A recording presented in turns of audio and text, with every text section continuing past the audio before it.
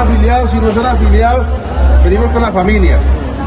Algunos traen las esposas, otros traen mi esposa, entonces espero que eso sea muy disciplinado, que nos compartamos un rato, que disfrutemos un rato, pero lo más importante, que nos integremos. Esa es la finalidad de esta vaina y ojalá que este no sea el primer evento, sino que de aquí en adelante, por lo menos cada mes, hagamos un evento de integración como organización sindical. No importa si hoy somos nosotros, mañana puede ser otra organización, pero cada mes hagamos una integración para que todos nos falten. Somos una familia de escoltas.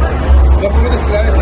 Nosotros somos una comunidad sindical, pero acá no hay colores, no hay política, no hay nada, hay una integración de compañeros de trabajo. Un aplauso para ustedes, muchachos.